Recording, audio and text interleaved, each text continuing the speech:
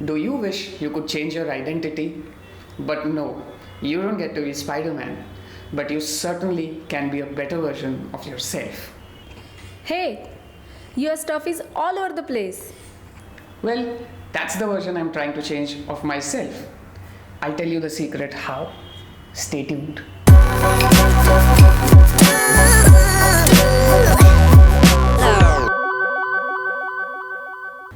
Hello, guys.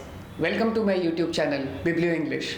This is your book reader, Prathamesh Kulkarni, and we are going to discuss today a couple of concepts from chapters 2 and 3 of this wonderful book, Atomic Habits, which we have been doing. If you haven't checked out the first video, which discusses the background and chapter 1 of this wonderful book, do check it. The link is provided in the description box below.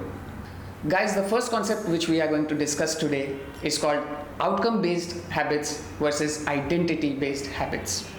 Now, by its very definition, outcome-based habits are those habits which have a certain outcome attached to it, whereas identity-based habits are those habits which come more naturally to you. Let's take an example. If you have started exercising, your goal is probably to gain or reduce a certain amount of weight. But that is an outcome-based habit.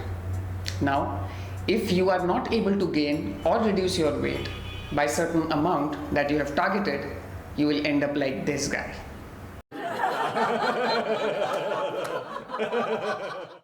However, on the other hand, identity-based habits come more naturally to you. So, your goal would be to be in a better physical shape versus gaining or reducing a certain amount of weight. Therefore, by its very nature, identity-based habits are much more aligned to your natural self and stand a better probability of long-term success. Let me give you some other examples. If you are trying to learn a musical instrument, say guitar, your goal should not be to learn guitar, but it should be to be a musician. If you are trying to write a book, your goal should not be to write a book, but to be an author or a writer. And if you are trying to run in a marathon, your goal should not be limited to running in that marathon, but you should aim at becoming a runner. You get the drift, right? You see the different perspective here.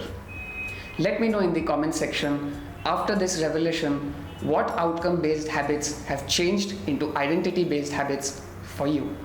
The second concept which we are going to discuss today is called the habit loop. It is arguably one of the most powerful concepts this book has presented thus far. Now, a loop inherently, by its very nature, is something that keeps repeating unless actively broken, right? So there are 4 stages to this loop: cue, craving, response, and reward.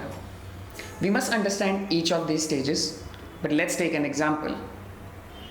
If you hit the bed and before long your mobile is in your hand and you start scrolling for hours at end, reducing your sleep time, that is a habit you would like to break, right? Now let's understand all 4 steps involved here. The cue here is, as soon as you go to bed, your mind starts thinking about your mobile. Once you have that mobile in your hand, you start scrolling because you have a craving for getting updated on your social media. Now, your response is to scroll for hours together.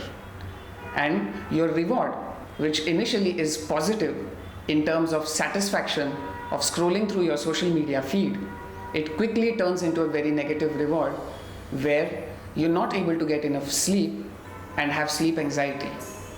Now this loop continues for days at end, right? And it becomes a very bad habit for you which you're not able to break. Now that you have understood what the 4 stages of habit building are here, let's understand how we can break this habit. The peculiar thing about this habit loop is, if you take away any one stage from this habit loop, you will end up breaking the entire loop. And that, my friends, is the biggest secret to building or breaking your habits. Now, let's come back to our example. If you want to break away your habit of scrolling phone before going to bed, what you can simply do is the cue, which is your phone here, you can keep it out of your reach. once your phone is difficult to access after you go to bed, you'll soon realize that you're not longing for it. And that's when you'll be able to break that habit. Do let me know how did this loop help you in creating or breaking one of your good or bad habits. So this was the video for today, guys. I hope you have enjoyed this. Do let me know in the comment section what do you think about both the concepts and how this have helped you. And of course, do like, share and subscribe.